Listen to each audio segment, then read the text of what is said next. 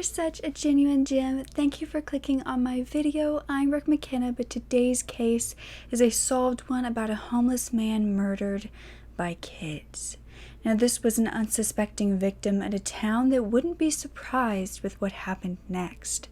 A family in trouble and a confession that shocked them all.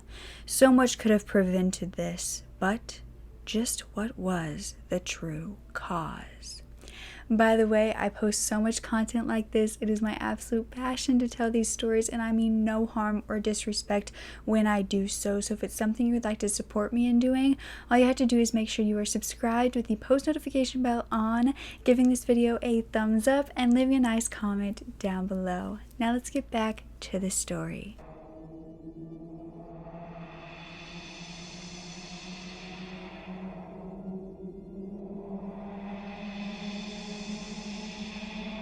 It was 2012 in England, and Kevin Bennett lived in Walton, Liverpool. Now, this area was often described as being very rough, and in fact, Kevin at this point did not have a home of his own to go to. He was 53 years old at the time, and he was suffering from alcoholism, and this was thought to be brought on by his father's passing. Now, his father and him were best friends. They even worked together at a local peanut factory, and they really did everything together, and it was devastating to him to lose his best friend. So at this point, he started drinking, and then his marriage crumbled after that. This left him with basically nothing, meaning he had nowhere to go except for occasionally going to his mother's house to sleep, but he didn't even want to bother her with what he needed, so oftentimes he was homeless.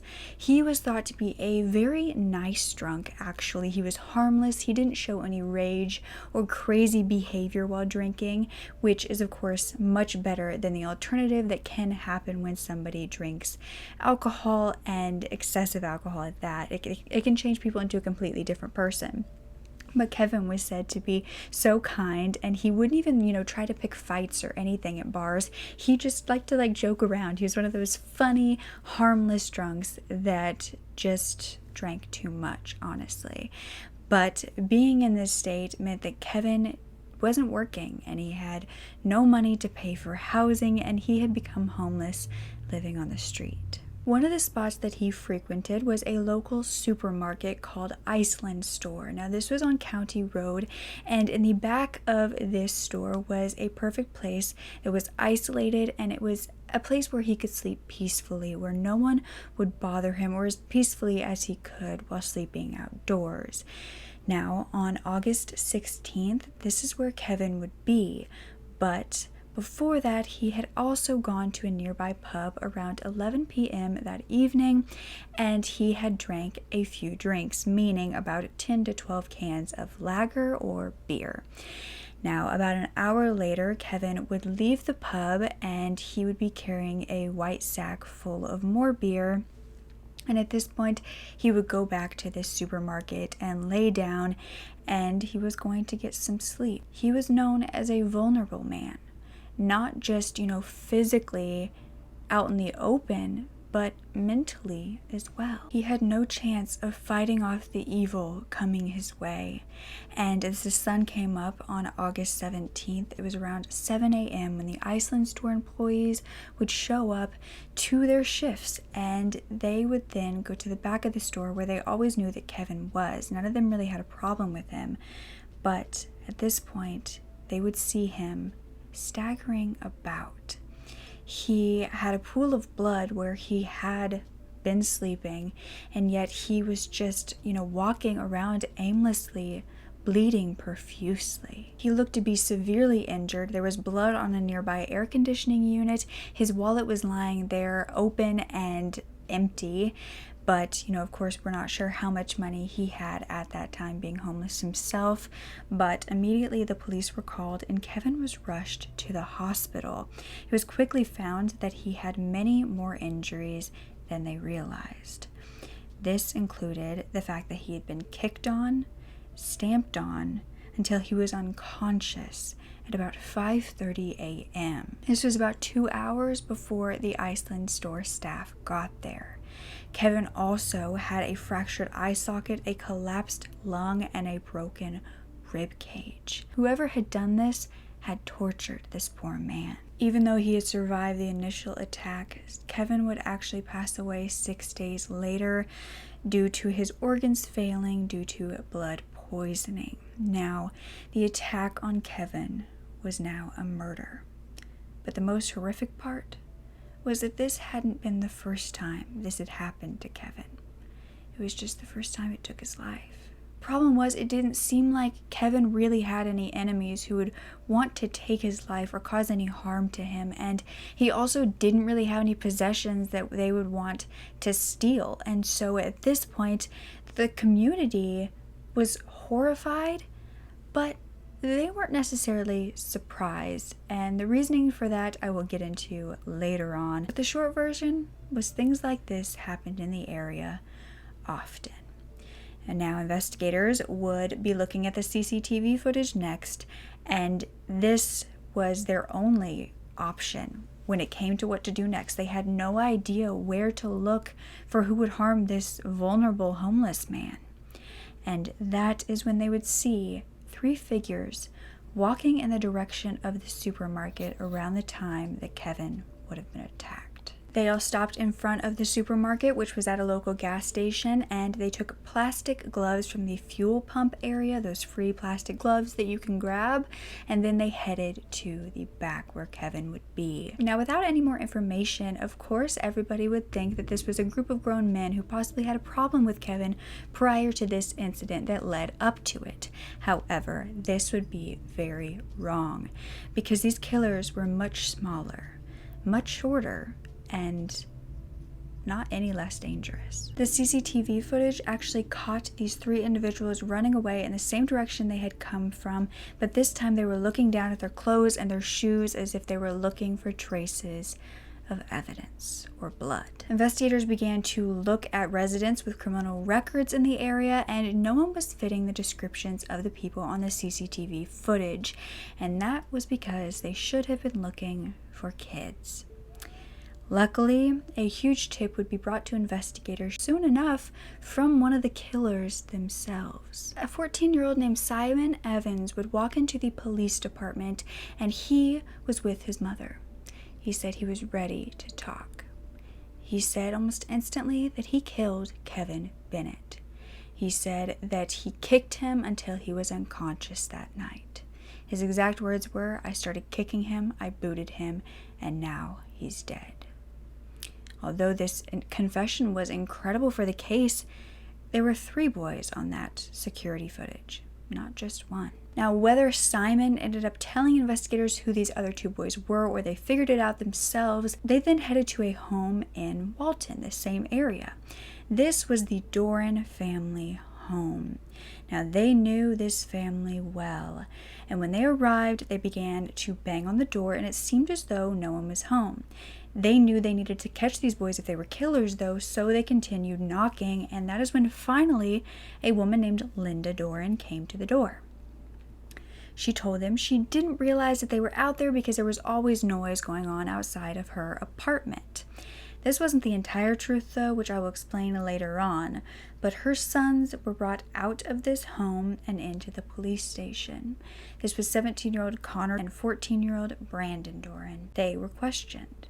However, they also had an alibi because their mother said they were home all night with her. Yet Simon was telling investigators that Connor and Brandon were with him and they did help him kill Kevin, and that Connor, the oldest boy, had said, "I bet you haven't got it in you to do him in." At this point, it was believed that Connor was the leader of the pack and initiated the entire thing, and that his younger brother Brandon was actually the lookout, and that Simon had been told what to do. If Simon was saying they were both involved, this would mean that their mother would have had to have given them false alibis, and this is not too unusual for a mother to want to protect their children. But protection didn't seem to be what Linda was really going for. Now, you see, Linda didn't come to the door that day for quite a while. And it wasn't because there was always so much noise or that she couldn't hear. Neighbors actually said that she never came to the door because at first they started going over to her, knocking on her door, and talking to her about her boy's behavior. The fact that they were always getting in trouble and that they were always doing bad things. Now, after Linda was sick and tired of hearing this, she eventually stopped answering. Linda Doran had more than just 2 boys, though. It was actually 4 sons and a daughter that she had, all as a single mother. Unfortunately, none of them had the best upbringing. You see, there seemed to be little attachment to their mother and little discipline from her. In fact, she had been taken to court at one point prior to this because her children weren't going to school. And her excuse was that she always sent them in a taxi and she couldn't, force them to actually go into the school. She could just get them there, and she said they often jumped out of the taxi and didn't end up going. It also made it worse that in the town where they grew up in, gangs were more like their family than their actual family. In fact, Brandon and Connor's 2 older brothers, who were Ryan and Jordan, were already in these gangs and had minor criminal convictions at this time. Jordan was a pretty small boy, and he was actually nicknamed Bumhole because he could fit into tiny little places to break in and rob people's houses. And he was actually taken to trial for basically killing a man who was set ablaze in a fire that was started by robbers. But Jordan was cleared of all of the convictions, and that didn't stop his behavior. Free to do whatever they wanted, taught to have no respect for others, these behaviors started at a very young age for the Doran siblings, especially for Connor and Brandon, who watched their older brothers who were not setting a good example for them at all.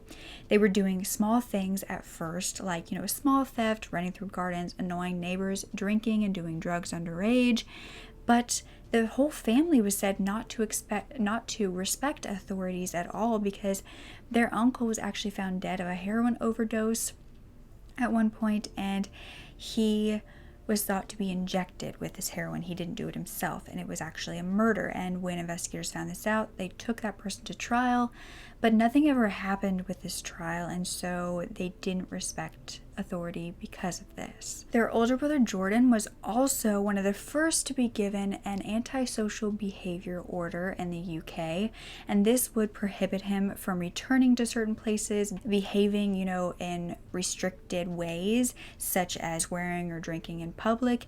And Jordan was also banned from hanging out with his group of friends, or more like this gang, who were threatening neighbors. And all the while, their mother did nothing.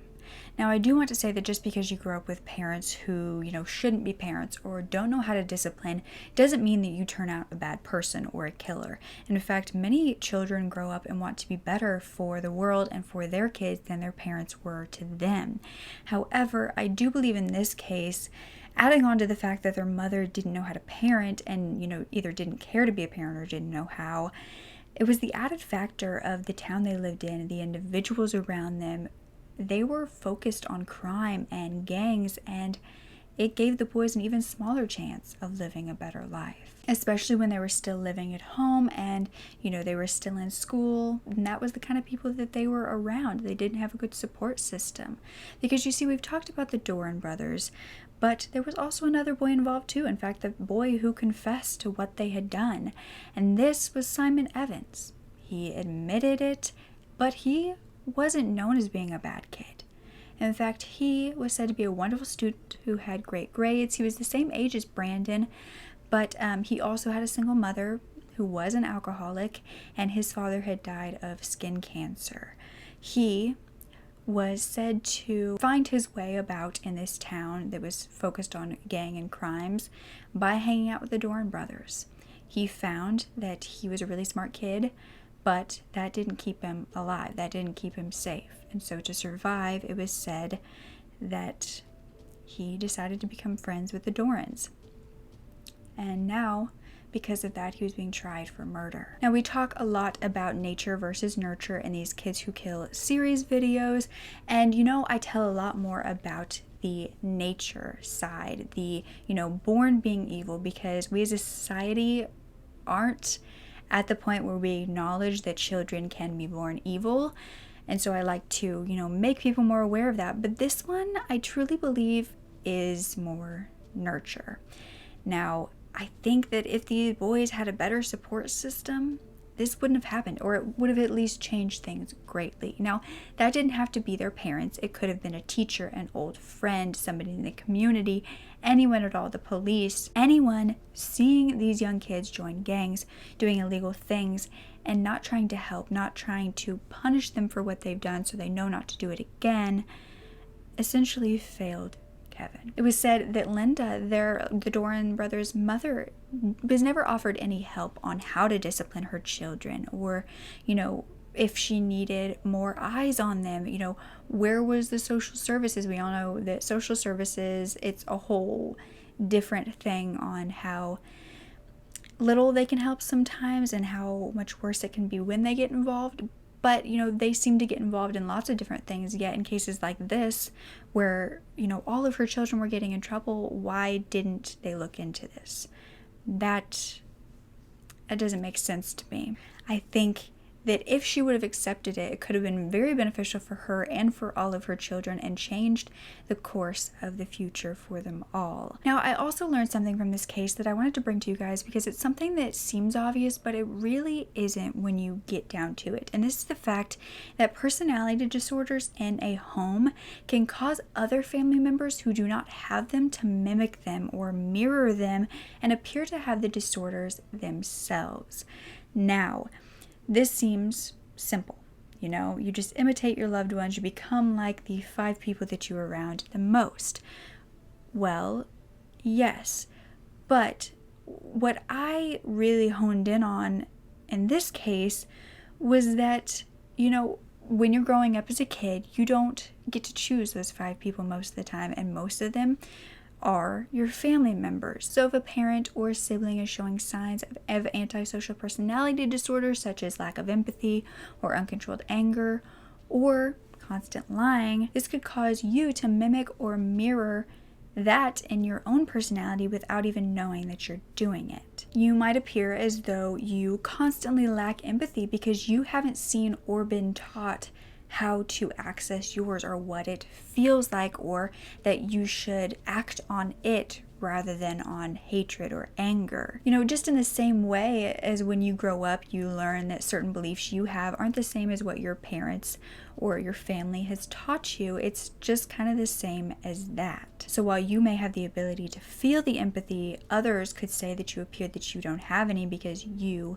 haven't learned what that is. I bring this up in this case because it was talked about that the Doran brothers and their whole family may have had some sort of personality disorder. And I wonder if not all of them did, but possibly one of them or a few of them, and the rest just mimicked that. Because there were a lot of people saying that all of them possibly had it, that it was just, genetic, which of course it can be, and it could have been all of them. But I wonder if more than one of them was actually just mimicking, which can be just as dangerous. If you're not acting on the empathy that you do have, it's just as bad as not having any. It seems like a very simple concept, but I think it's very important that we acknowledge how much that we can change just by the people that we are around. Now, I'm not saying that this made them any less guilty that they were possibly mimicking. They did murder a man, and like I said, not showing empathy is just as bad as not having any. Now, at this point, they were all 3 going to trial and pleading not guilty, and none of them were named, of course, because they were minors. And it was found that the night of the murder, they actually went out roaming the streets in the middle of the night alone. They had taken cannabis and they were drinking, and they were looking for trouble after buying their chips and energy drinks at the local gas station. They headed for Kevin Bennett, right where they knew he would be, where he always was. And that is when Connor dared Simon to kick him, and they both began to do so. The attack did appear premeditated, but the murder was something that they couldn't really tell whether that was premeditated or not. Because did they expect him to actually die? They had no idea.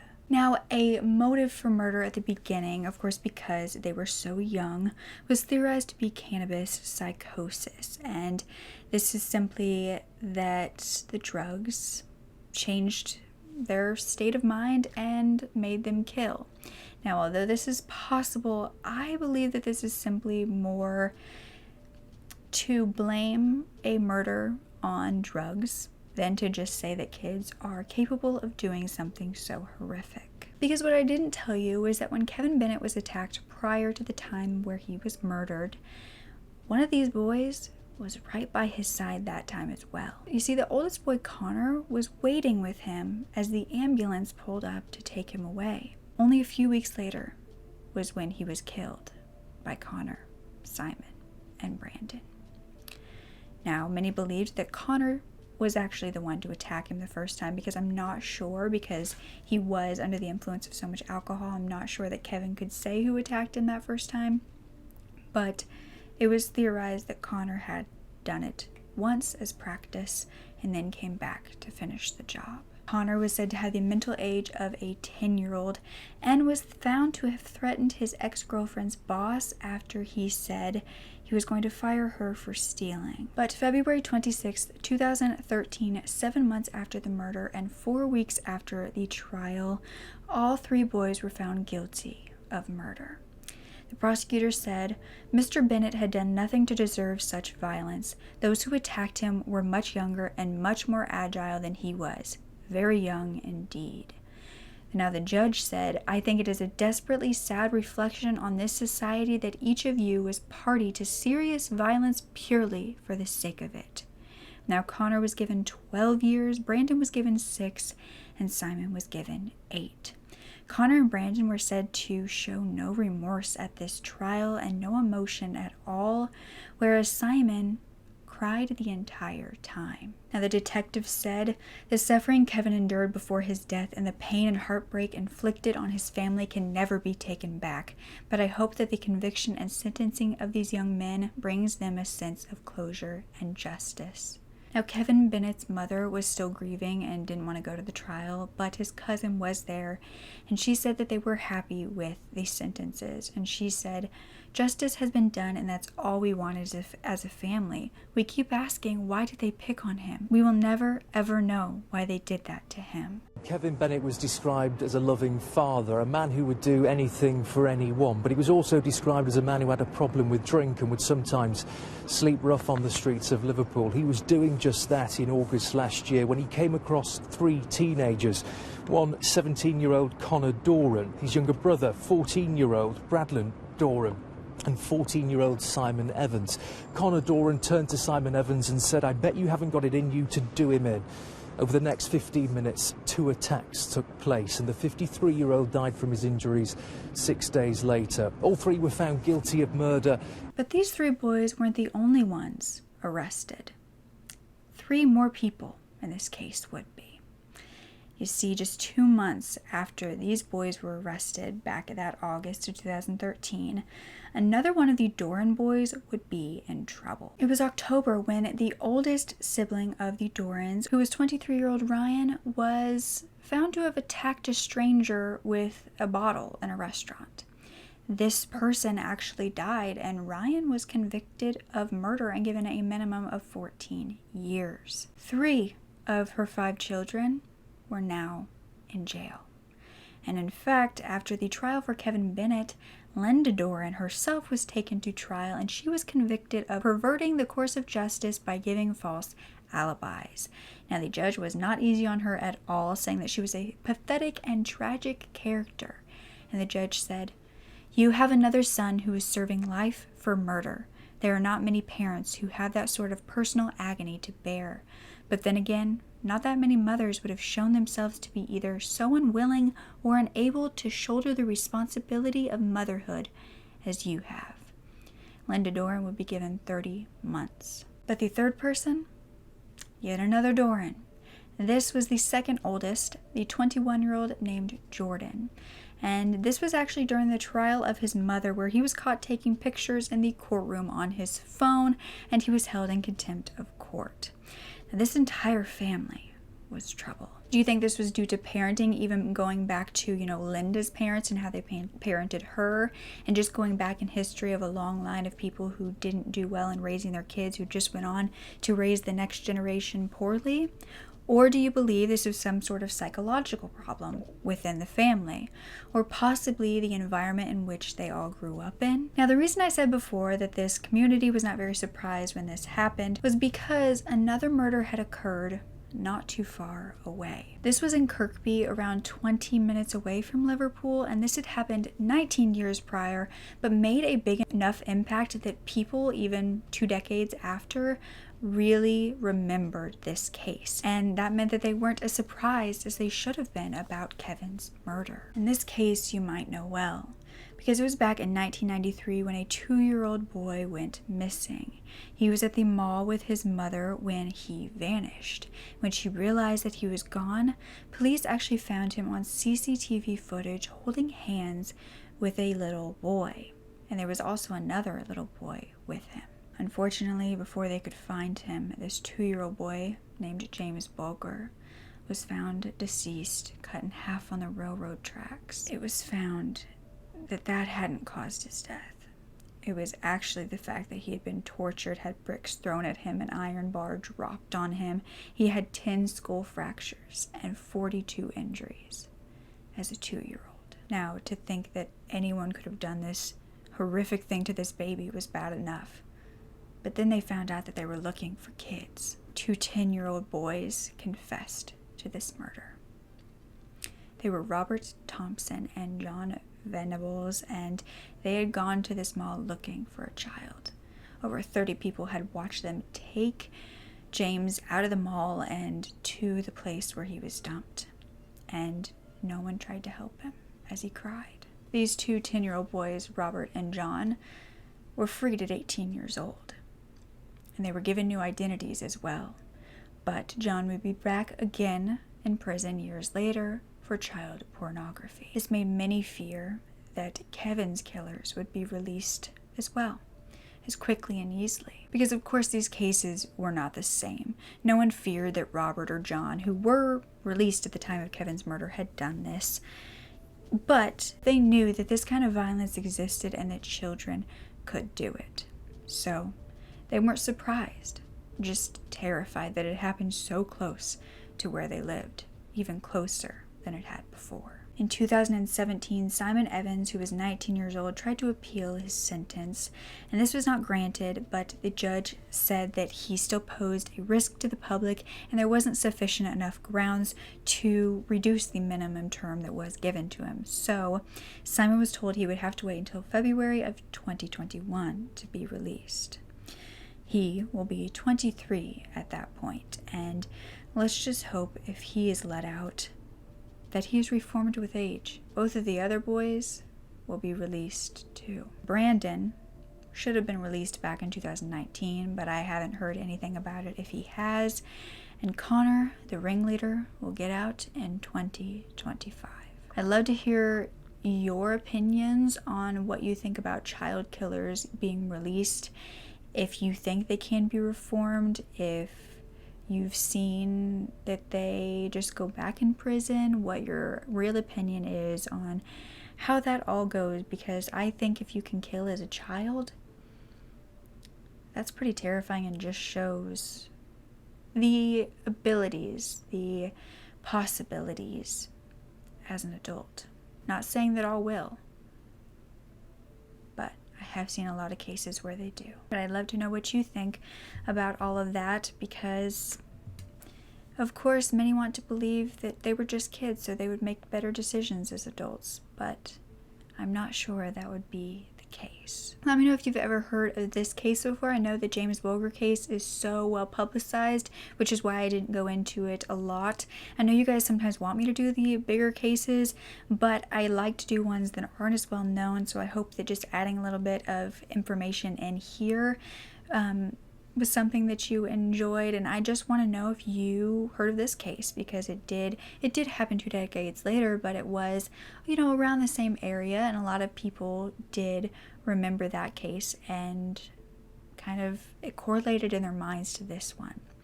So yeah, don't ever forget to speak up. Your voice is powerful enough, and I love you to absolute pieces. Okay, bye.